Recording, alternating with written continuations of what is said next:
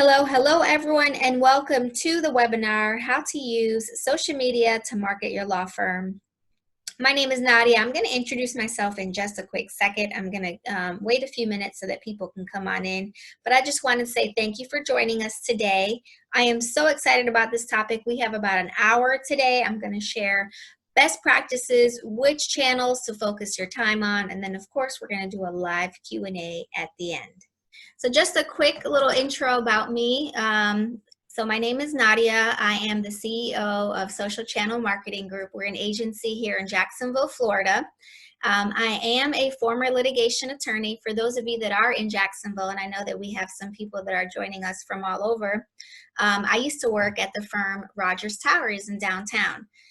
So I had the privilege of working with Fred Franklin and Chris Hazelett. They were part of my team. I did, as I mentioned, a little bit of commercial litigation. I was also a law professor at Florida Coastal School of Law, and then around 2012, I transitioned into marketing. Actually, it was a little bit before that. I transitioned into marketing full-time, working at an ad agency. So some people might wonder, well, how did you go from commercial litigation to social media? I had started social media as a hobby back in 2006, and then one of my clients hired me to work at an ad agency, and I was the head of social media strategist. After that role, I was the director of marketing and communications back at Florida Coastal, and then shortly thereafter, I joined Adecco Group North America, located also here in Jacksonville, Florida, where I was responsible for the marketing for all of their legal business units. So for those of you that are familiar with special counsel, that is one of Adecco's business units. So a little bit about our agency. We all work remotely, so going into quarantine, this was a pretty easy transition for us. I have another attorney on my team. Her name is Nariesa. She does all of our digital content writing, including blog posts for clients, etc. We have a publicist and we have a community manager. Our motto is pretty simple. It's that we manage social media so that you can manage your business. Now, we love working with folks in the service industry, so that includes doctors, lawyers, of course, some other folks in that industry. And then the other thing that we do, in addition to managing social and digital for our clients, we also do coaching. So we will coach on blogging, we will coach on WordPress, or just using social media in general. So we do offer one-on-one coaching. All right, so enough about me. What I'd love to get into is, let's just get right into the topic. So let's talk about how you as an attorney can use social media to market your law firm. So before we start to get into what to post, where to post, how often to post, let's talk about some of the challenges that attorneys face. So the ABA, the American Bar Association, does an annual legal tech report, and the 2019 tech report, if you haven't read it, I highly recommend that you do a Google search and just peruse through the document. It has a lot of statistics about what sorts of attorneys, meaning what practice areas are on social media, best practices, and just some of the results that attorneys who use social media have been able to achieve through their social and digital efforts. And they surveyed, I should say, about 11,000 attorneys. So the statistics are fantastic. So one of the things that, hold on, we've got a couple of folks that are coming in. Let me make sure everybody is in. So one of the things that the report showed was that the responsibility for handling marketing still lies largely with the attorneys themselves, right? So then the question is, well, how can you handle, serve your clients and then also post on Twitter, Facebook, etc. So that's a natural, frustration and challenge with being a practicing attorney and then also having to manage your social media. The other thing that we see is that a lot of attorneys during our client consultations will share with us that they're just not exactly sure what to post. Like, I don't even know what to post. Or they'll say, what's considered relevant? And then the other thing that we might hear is that, well, what I do is really boring. It's not sexy. It's not fun. They want to kind of spice it up, which I totally get. So while, some of the content may come across as a little bit boring, the thing to keep in mind is that, which is number 3, if you're not on social media, then you're missing out on a huge opportunity to, serve and then raise awareness about your firm. Okay, so your competition is there, and in some jurisdictions, there is a lot of competition, especially if you think about, paid search and some of the more costly social media marketing, efforts that many attorneys will do.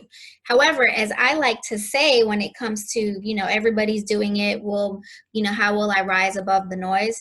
Is that, you have to get in the game to win. So although, you might see that there's a lot of people out there, if you're not out there, then you are missing a great opportunity to do exactly what every lawyer wants. Many lawyers will say, well, I want more clients. How can I get more clients? What am I doing? What I'm doing is not working. So we're going to talk about best practices today and where to really focus your energy, with the understanding that, obviously your time is very valuable. Okay, so here are a couple of things when we talk about, these are your real, overarching goals when it comes to marketing your firm through social media. So I always like to start with a plan and then think about, well, actually I meant to say start with the goals and then work backwards to achieve those goals, right? So we have a couple of things to keep in mind. So there isn't one secret formula for making your social media strategy a success, but there are some best practices, and then, like I said, some of the channels that you want to really focus your energy on. So one of the goals that you should have through social media is driving traffic to your website. With that in mind, keep in mind that your website is your content hub. This is where people can learn more about you. They can see your bio. They can fill out an opt-in form, a lead generation form where you can now put them into your email marketing, and then schedule a consultation. So I know in many practice areas, attorneys will offer a free consultation, and you want to get as many people, potential clients, to your website so that they can do whatever the call to action is, right? Now, one of the most, and this is a challenge, so one of the things that I found most surprising in the ABA Legal Tech Report is that many attorneys never check their website analytics. So this is really mind-boggling to me. This is why I say, if you're not checking your website traffic, Houston, we have a problem. So the problem is, how can you determine how successful your digital or social media marketing efforts are if you are not seeing if there's any growth in your website traffic, if you're not seeing where your leads are coming from? Now, some of you might have lead forms where you're asking, how did you hear about us? But at the same time, when you check your website analytics, you can see how many people on average are visiting your website daily, weekly, and then monthly. And then other things that you can see through your website analytics are things like which are your most read articles on your website, or which are your most read pages on your website.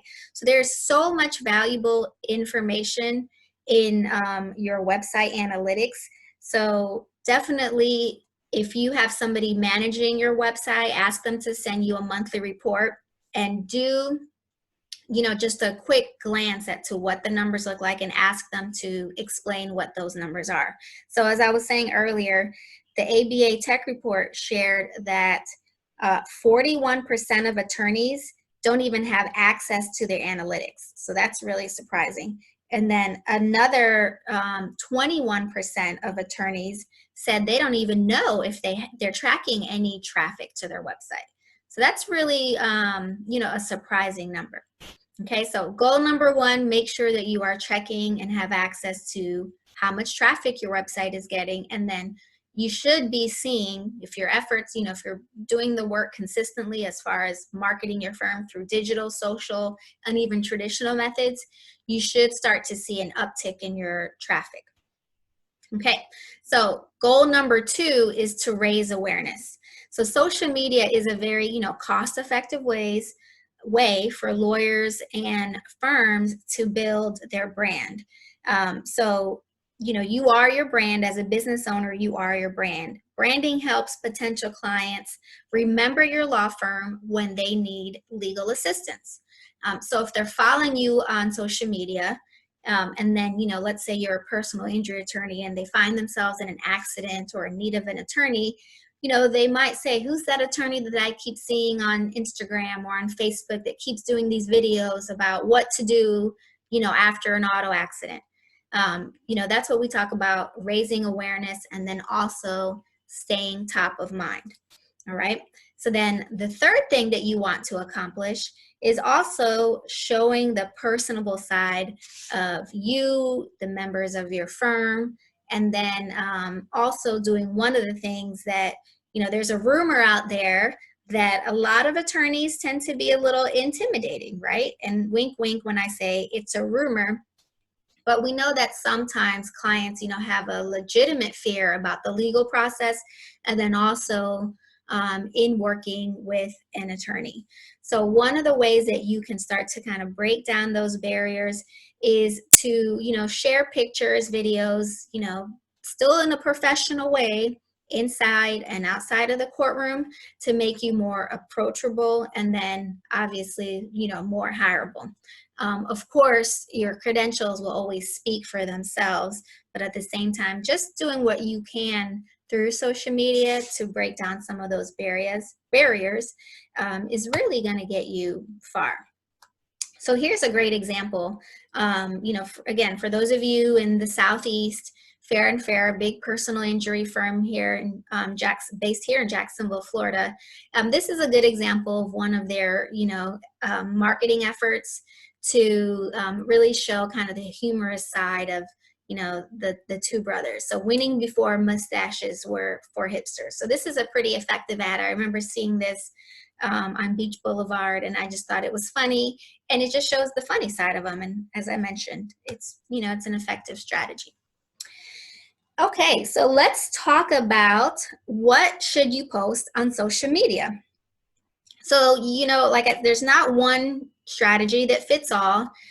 What I'm sharing could apply to many practice areas. So whether you do family law, whether you know, do copyright or serve, you know, small businesses, personal injury, estate, etc.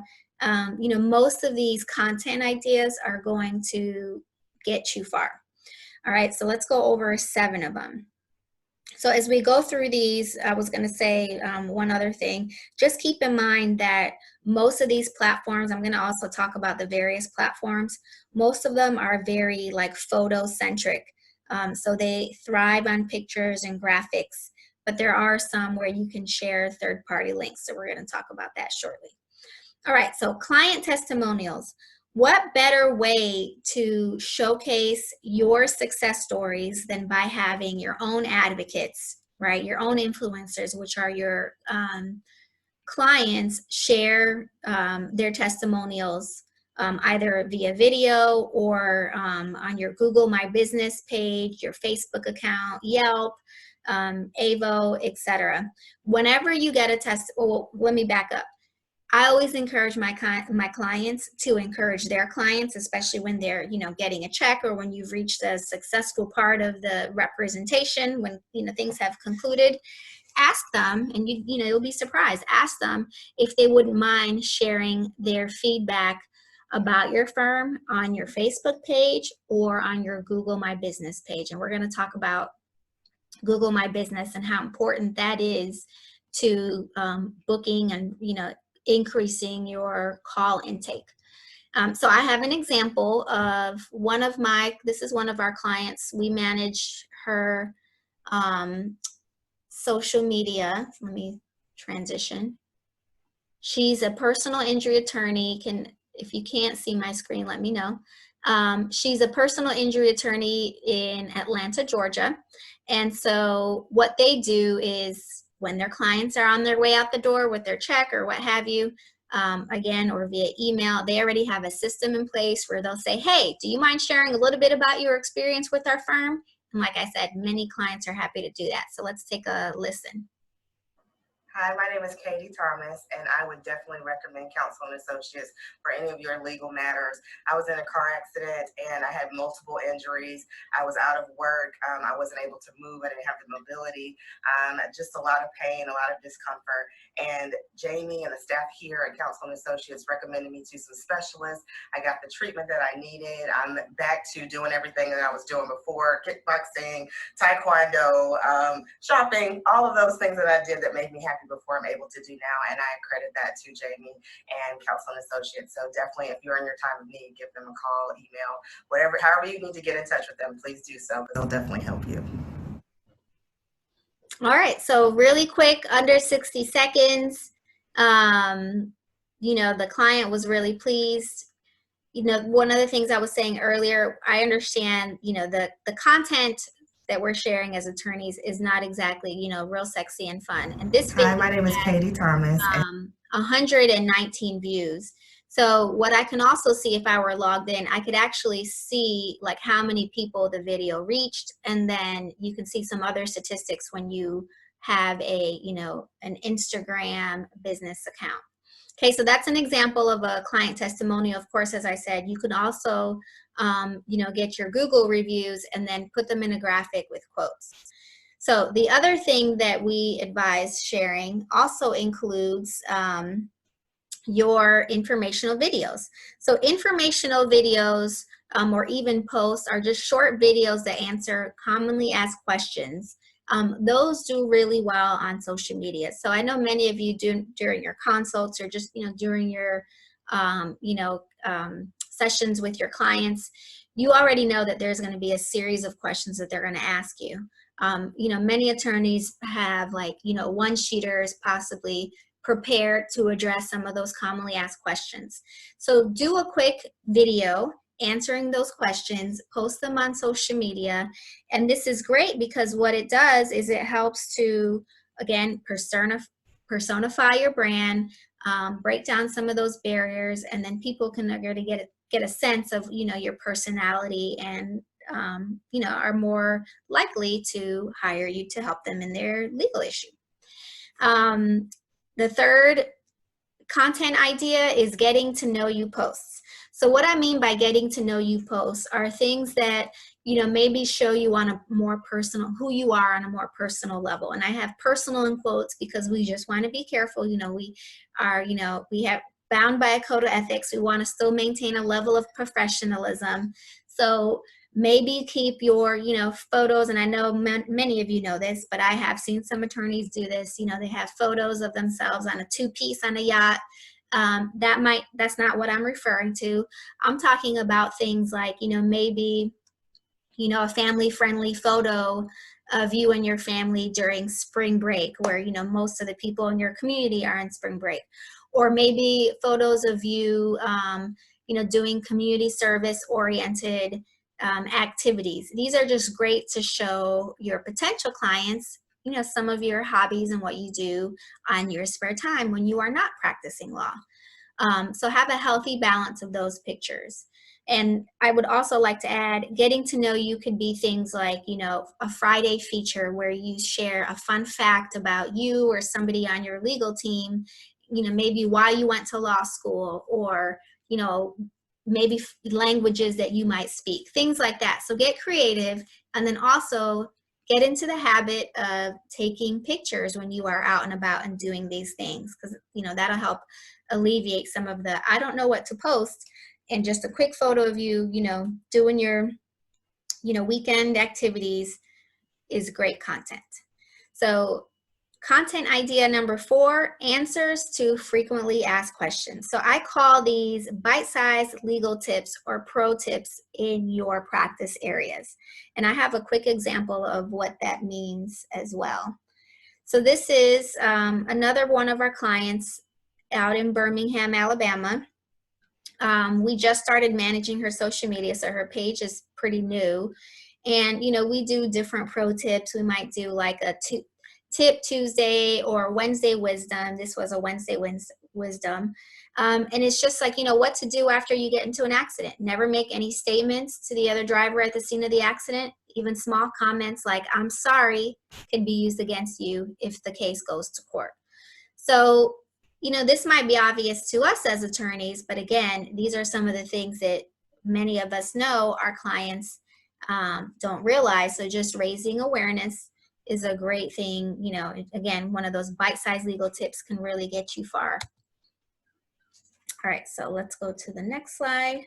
All right, so content idea number 5. Photos inside.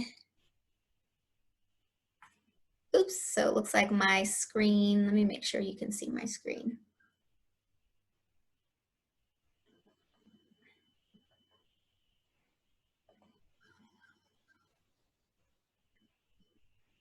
Oh, I can see chats. I'm sorry, I didn't realize for some reason my chats were hidden. Okay, we're gonna get through all these technical challenges. So thank you for letting me know you couldn't see my screen. So let me go back. Okay, can you guys see this video now that I can see my chat? Can you guys see this video? Okay, great. All right, so let me post it again. Let me share this video of the client. Hi, my name is Katie Thomas, and I would definitely recommend Counsel and Associates for any of your legal matters. I was in a car accident and I had multiple injuries. I was out of work. I wasn't able to move. I didn't have the mobility.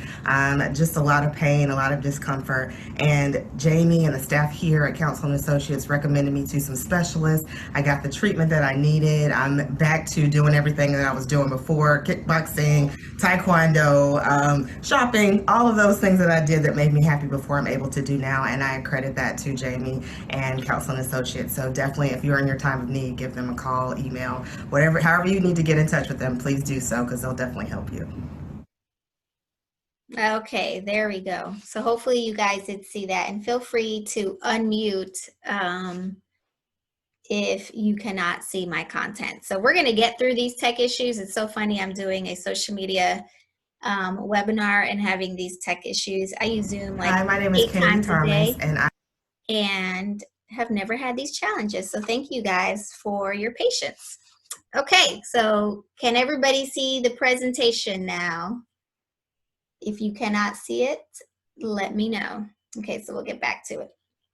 All right, so going back to the types of content that you want to post. So my recommendation as far as content ideas is number 5, your inside and outside the courtroom photos.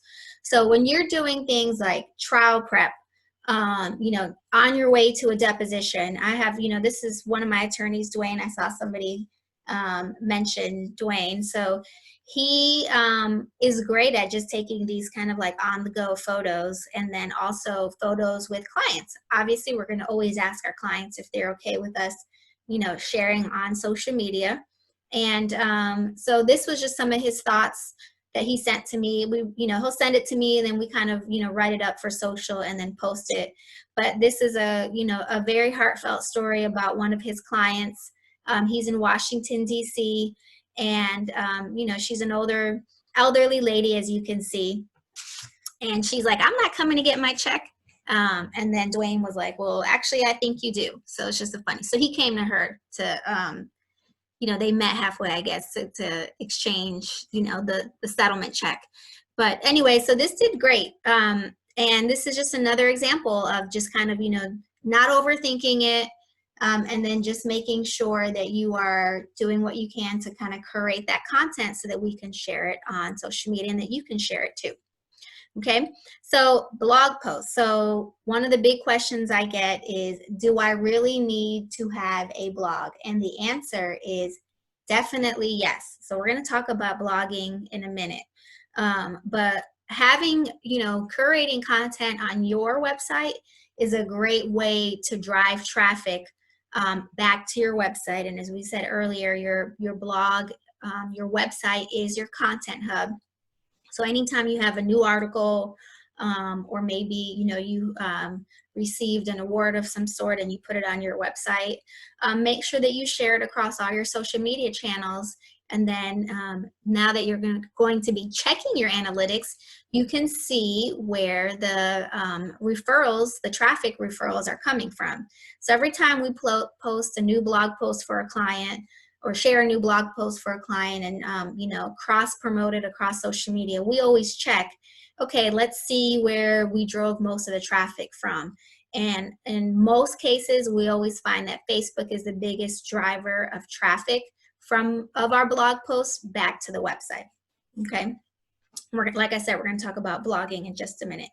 And then last but not least, so make sure that you're also involved in what's going on in the industry, in your local community. I always recommend including some what we call our third-party articles, whatever is happening, maybe in your local newspaper, etc., and sharing that on your social media channels as well. So Facebook and Twitter, those are great platforms to just share a quick link about maybe like a trending article. And it could just be a heartfelt, fun article. It doesn't have to be specifically related to your practice area, although those are good posts to share as well. And then I always advise and recommend, we usually try to stay away from content that might spark some, debate. So politics, religion, we always stay away from that on our client sites. Okay. All right. So let's go to the next slide. Okay, so as we talk about the different content areas, I just want to emphasize that it is important to strive for a well-balanced content plan. So what does well-balanced content plan mean? So we like to use what we call the 80-20 ratio. So 80% of the content that you share really should be content that serves your audience. Right, so it's not just what we call the billboard type of posts, right? The billboard is what you see on your right there, and those are strictly, to convert clients for sales, if you will. So that's your car accident, call us, here's our number, here's our website. Those serve their purpose, but long term, the 80% is really going to help to build your brand, start to build that relationship, and start to get those potential clients to keep you, what did we say, top of mind when they find themselves in need of an attorney.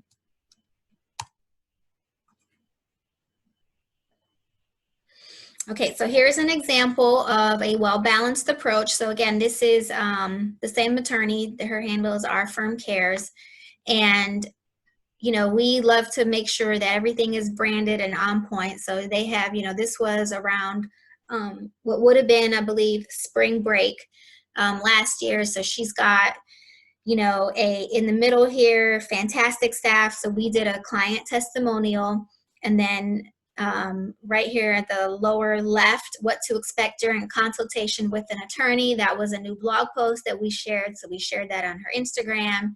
And then to the bottom right there, it was Black Women's I think National Black Women's Day, so we shared that because she serves a largely African-American audience in Atlanta, Georgia. So we make sure that, and I recommend everyone doing the same thing.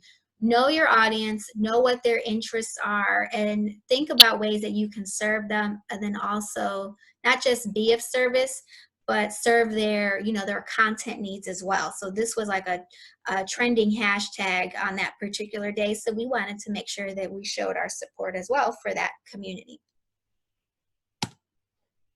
Okay, so what channels should you focus your time on? So again, understanding that your time is valuable. There are so many different channels out there. We have TikTok, we have Snapchat, we have, you name it. Should you be on everything? The answer is no. Okay, there's just not time for that. So we're talking about a real focus strategy. And so I recommend these 5 social media channels. I mean, Google My Business is not a social media outlet, but it is, what we would consider digital marketing. So we're going to talk about why Google My Business. So YouTube, we already know is, or if you don't know, YouTube is the second largest search engine. So people just don't want to read. Now, that doesn't mean don't have a blog post, but what it means is people are, like, if you have a blog post, you can embed your YouTube video where people can watch and listen and then maybe get some more information in your blog post. However, let's say you don't have a blog, sharing a quick video from your office desk about, a topic that you might blog about is a great alternative to instead writing, 750 words or more for a searchable article. Okay, so definitely claim your YouTube channel, and then we're going to talk a little bit more about some YouTube best practices. The other thing that we recommend, of course, is Facebook. So everyone, including your competitors, are on Facebook. Okay, so, and by everyone, I mean so many people spend so much time on Facebook, and you want to make sure that you're going to be popping up in their news feed, with your, either your blog post or your pro tip of the day, etc. Now, Facebook is also a great resource for the sharing your articles, so driving the traffic back, as I mentioned, and then also, last but not least, doing Facebook ads. So I do recommend running some Facebook ads occasionally. You can run Facebook ads for your blog posts, for your videos, just again to raise awareness and to ensure that your content beats the algorithm system. So a quick note about Facebook and most of these social media channels. So the algorithms, they're tricky. And by algorithms, it's the whole, all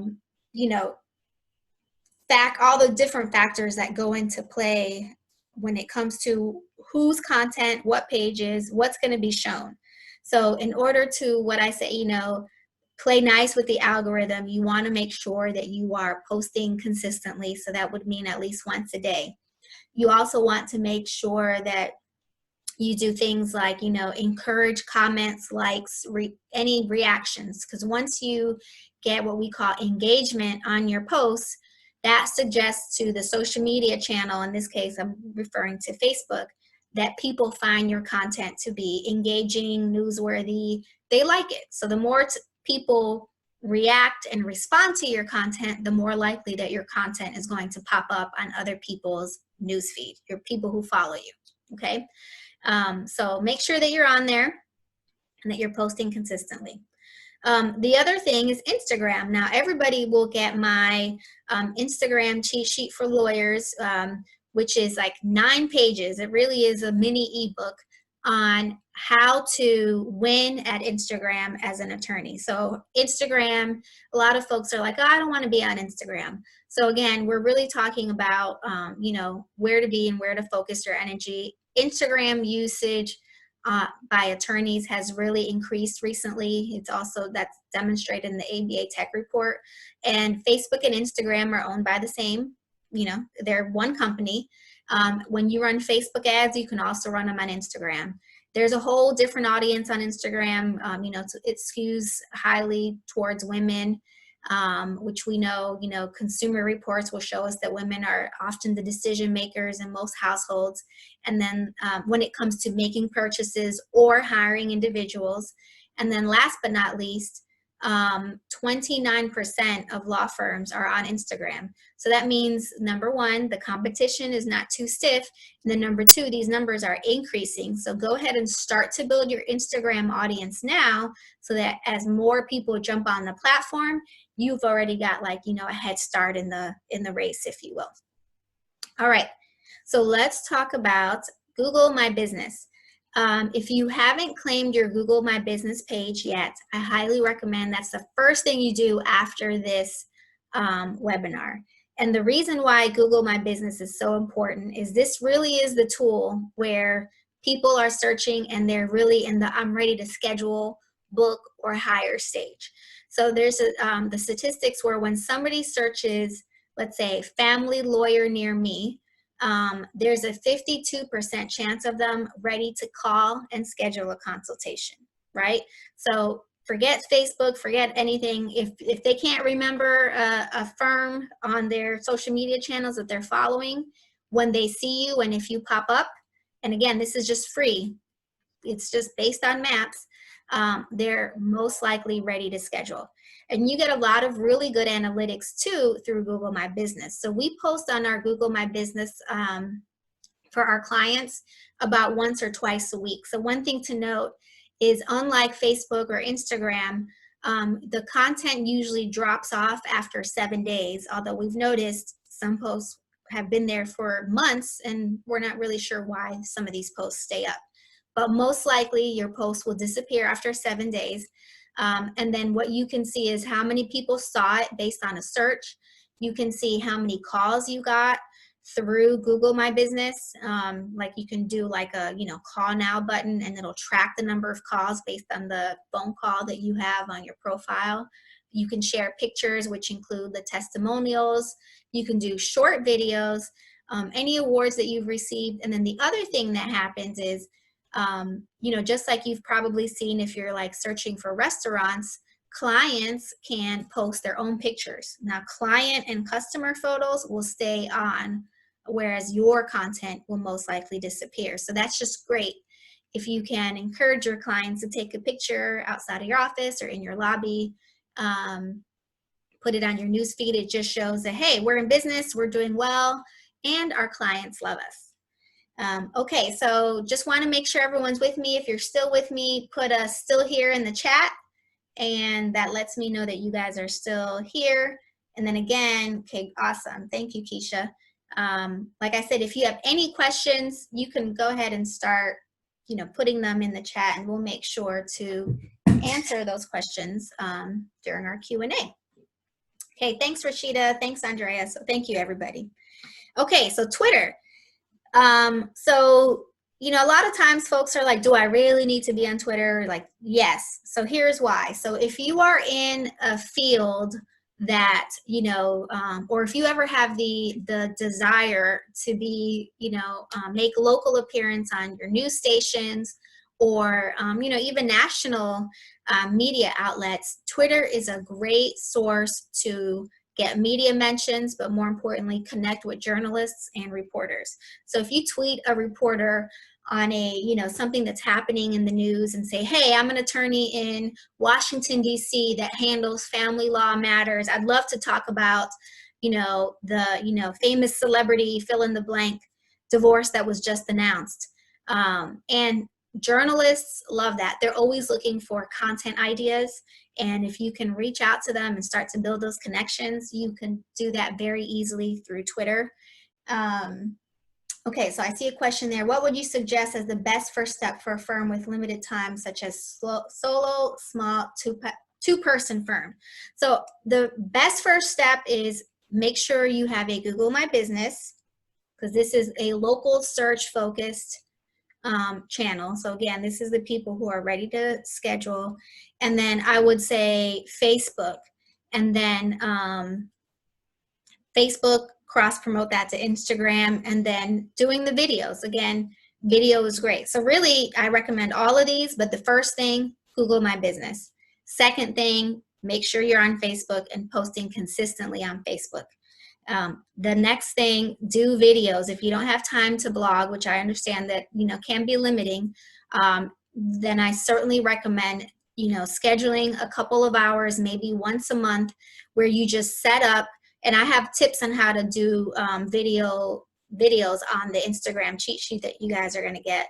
All you need is a tripod, an attachment light. You can get all of these on on Amazon, and then just do short videos on, sharing tips. 3 things to do after an accident, 4 questions to ask before you hire an attorney.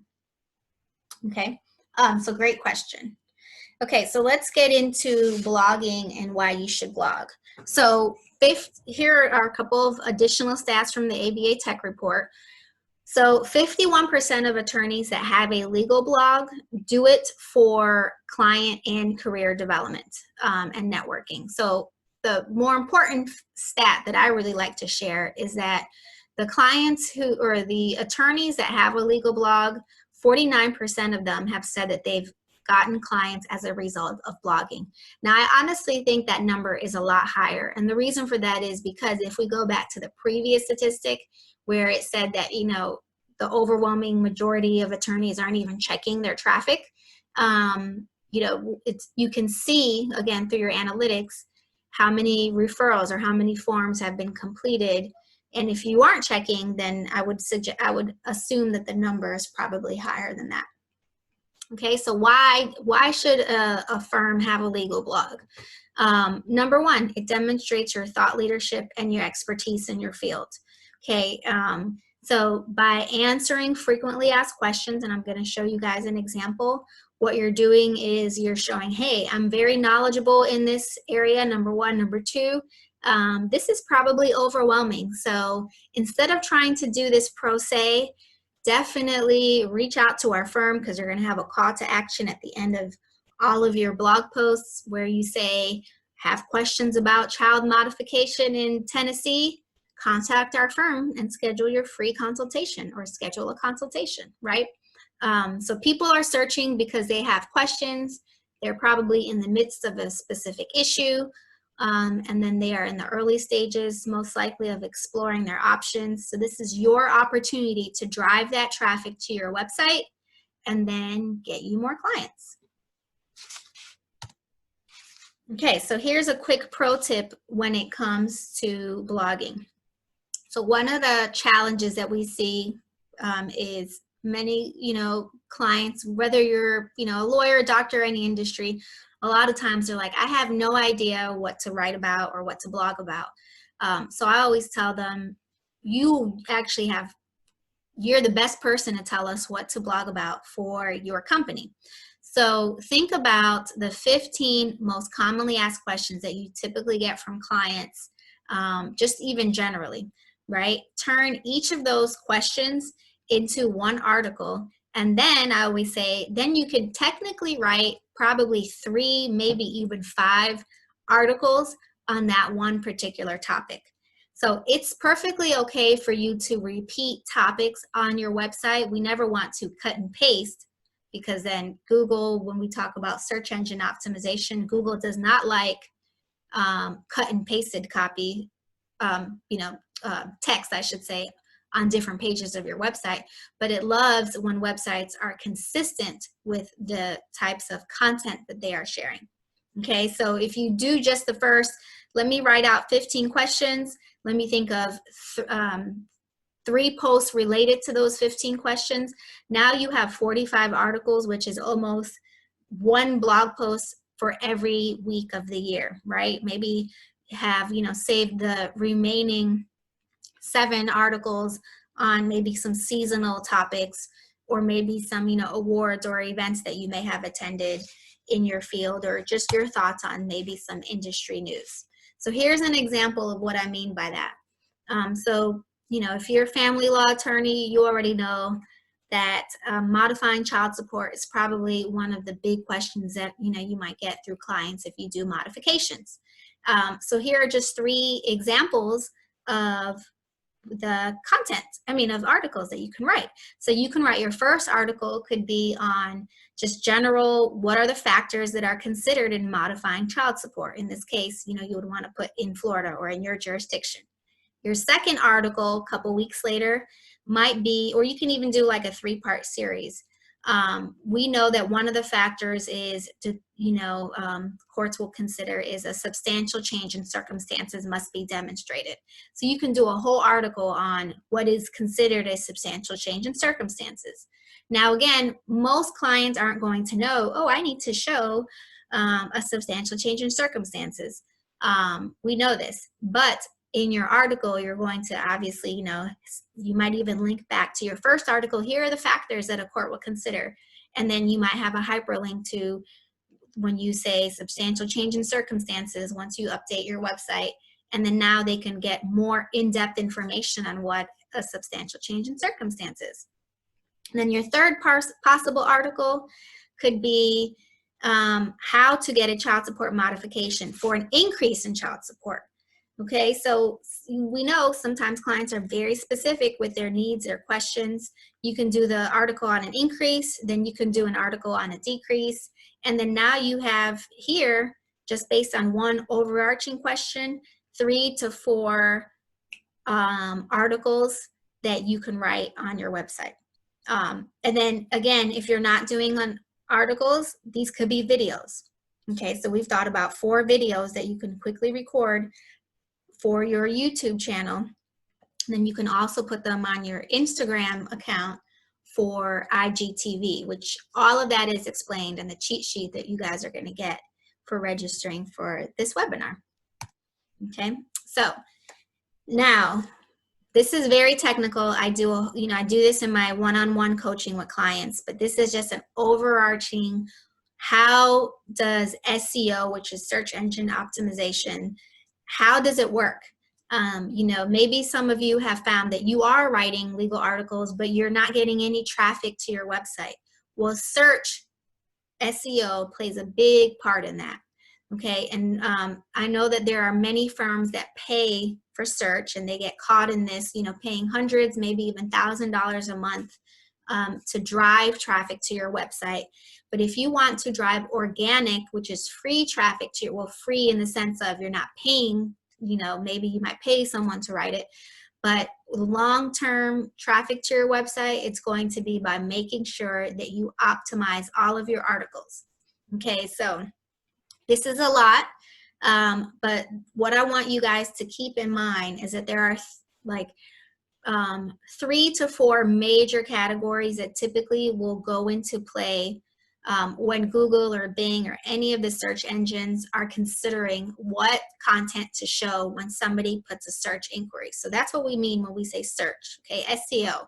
When somebody puts searches for an article, how to modify child support in Florida, there are thousands, maybe tens of thousands of these articles. How does Google, just using that as the example because it is the biggest, most commonly used search engine, how does Google determine which article to show first? There are actually 200 factors that go into consideration when Google determines, and it scans and crawls the web. But a lot of those, factors can be put into like buckets of similar factors. And I just have 3 of them here. So one of the biggest things that goes into consideration is whether your article and your website has the words or phrases that people are using to find that article. So we call those keywords and phrases, right? So you want to make sure that in an article related to child support modification that you are putting in the phrases child support, modification, reduction, increase, decrease, factors, put in all those key terms and phrases consistently throughout your article. Because when Google scans the web and finds a website that has all of these throughout the article and throughout their pages, Google's like, oh, this website has relevant content. Then it'll continue to scan it and look at some other factors, which I won't get into today. But so relevant keywords and phrases, frequency, which means like how often those words and phrases are on your website, and then consistency. So consistency, I mean this to mean like, how often are you posting? Do you have a lot of pages related to that? If you do, Google assumes that your website is probably relevant when it comes to child support modifications. Okay, so that's the biggest first bucket. The second bucket is reader behavior. So what Google takes into consideration what people are doing when they are on your website. So I use the analogy of like somebody visiting a house. So if somebody goes to a house, knocks on the door and turns away, there's a reason why, if the door opens and they like, oh, nope, not going in. That's what we call like bounce rate. That means a reader for some reason clicked on the link to your website and immediately left. That suggests to Google something's wrong with the content, something might be wrong to the website. For some reason, people are going to the door but not actually crossing that threshold. So that's not a good sign, right? So that's why it's important for you to check your analytics because you can see things like your bounce rate. Okay, so what takes place on your website? What you want to take place is you want people to spend time on your website. I mean, even 30 to 45 seconds, which is, you know, a lot of times the most that people will do when they are doing their initial searches. They'll just scan the website, look around, look for headings and subheadings. If they're spending time, Google is like, yep, this sounds like a good website. People are hanging around. They're walking in the house. They're exploring. The other thing Google tracks is how many other pages they visit. So let's say that they land on your article related to child support modification.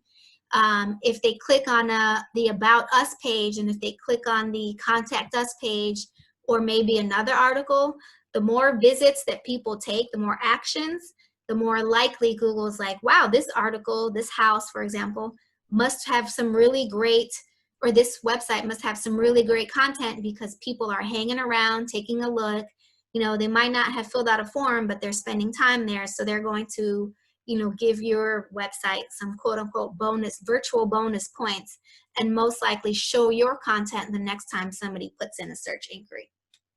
Okay, and then last but not least, some of the other big groups of factors are what we call like our tech considerations, are you know, whether your website is user friendly, whether it has broken pages, how often you're posting, if your website is pretty stagnant. Some clients initially have like 5 pages, for example, on their website. It's the home page, the About Us page, practice areas page, contact us, and then it might be like, you know, the 5th could be maybe just some awards, or, you know, other things like that, how to contact us, where we're located.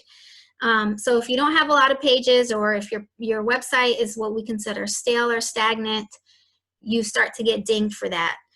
If you're not mobile friendly, that's a big ding now, because Google algorithm is, you know, the new search factors are really giving extra consideration to websites that are mobile friendly.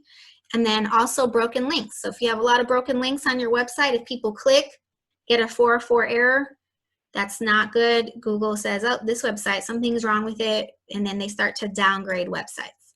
So that's like a couple minutes on what I usually spend an hour teaching, but that's important. I usually like to make sure that people have an understanding of what search means, because what did we say? One of our big goals is driving traffic to your website. So search plays a big role in that.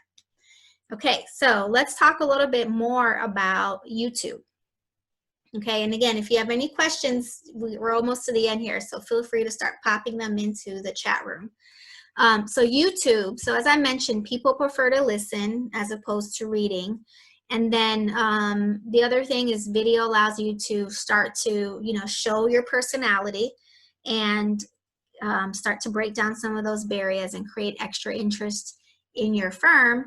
And then YouTube is the second biggest search engine. So people will go onto YouTube and look for, you know, how to change my toilet, for example, or how to modify child support. So in order to increase your chances of having your videos shown, here's another like pro tips on how to give your YouTube channel some search boost, some SEO boost. So YouTube is actually owned by Google, so that's something to keep in mind. All right, so the first 48 hours after you publish an article is critical to how Google values your content. So if you're getting a lot of views on your website, on your video itself within the first 48 hours, that signals to Google, oh, this must be a pretty relevant, or this must be a good video. So definitely promote your YouTube video throughout your social media, other social media channels. If you have a firm newsletter, you know, let your subscribers know, hey, we have a new video, embed the video or link in the video so they can watch it on YouTube. That's going to help you get even more views on your YouTube channel. Video length. So that's a common question that we get asked. How long should my video be? It's perfectly okay to have videos that are like 1 to 3 minutes. You know, it doesn't have to be a long, big 15, 20-minute production. But 1 to 3 minutes is perfectly fine, especially if we're talking about like videos that you are posting on Instagram or on Facebook. But for YouTube, the recommended video length is anywhere from 3 to 6 minutes tops. I like to say that if you're going to do anything over 6 minutes, then break it up into a part 1 and part 2.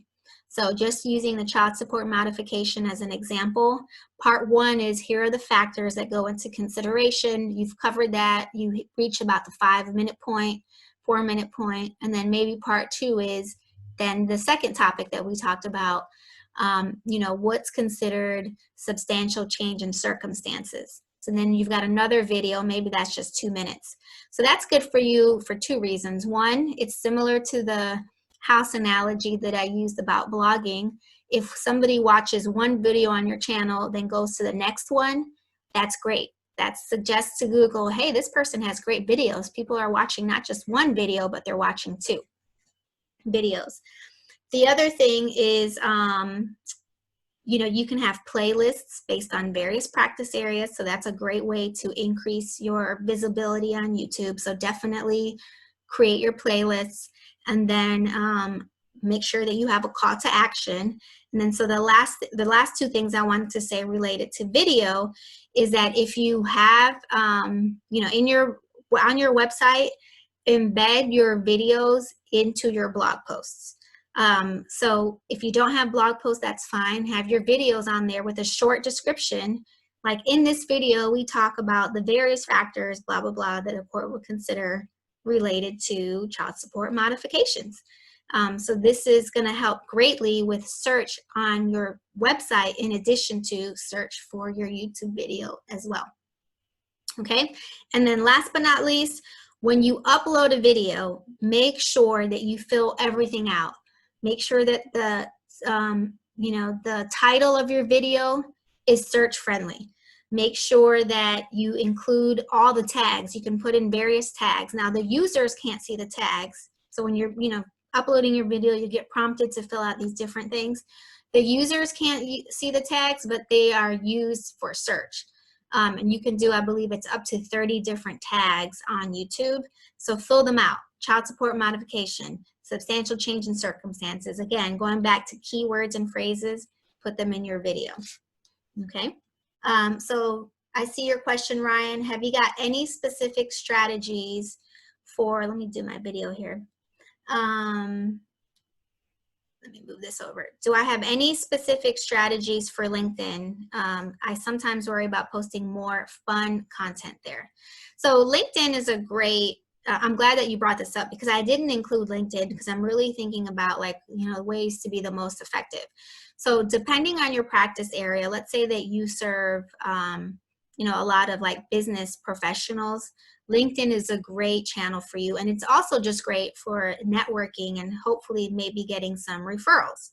So as far as posting more fun content, I like to recommend that people keep LinkedIn really professional, right? So think about like, you know, you're at a professional networking event. What would you talk about at a professional networking event with people that maybe you haven't met or you don't already have a, you know, a personal relationship with? So share your accolades if you've received any awards. It's okay to share client testimonials because, again, you're kind of, you know, giving more credibility to yourself as an attorney. And then I like to share industry, like those third-party articles that I mentioned. I like to share industry relevant articles on my LinkedIn and on client LinkedIn. And then we always like add a little note, like just something simple like great article on changes coming soon to copyright or to whatever, you know. So that's what I would recommend. As far as fun content, I've seen people share like their own personal images on LinkedIn. I don't share any personal images of myself unless I'm like speaking at an event. Then of course, then I'll share maybe some images there. But I hope that answered your question. Any other questions that I can answer for you guys? Okay, so we are just about done here on our time. I want to just thank everybody for joining us today. Before we sign off, I had a really quick, exciting announcement. So we're getting ready to launch something new called Copy Paste Posts Done for You Social Media for Attorneys, and it really is as simple as it sounds. You will copy, paste, and then post the respective content. It's 30 days worth of content, and it takes all the guesswork out of trying to figure out what to post. And then also it's a great resource for any attorneys or law firms who are looking for some cost-effective social media where you don't have anybody on retainer, but you have a system in place that keeps you active and engaged with your audience. So if you have any questions on what copy paste post looks like, or if you're interested in trying one of our 10-day free trials, then certainly contact us at info@socialchannelmarketing.com. If you enjoyed today's session, I would appreciate your feedback. Feel free to head on over to LinkedIn, leave me a comment, leave me a review. I love to get your messages, and of course, you can email me with any feedback in general. Special shout out to the Jacksonville Bar Association for sharing our event. We appreciate their support, and we look forward to hopefully working with you one day. If you are interested in a 30-minute free consultation, you can also do that on our website. Again, socialchannelagency.com is our website. Our email, though, is socialchannelmarketing.com. Thanks, everybody, and I hope to see you soon.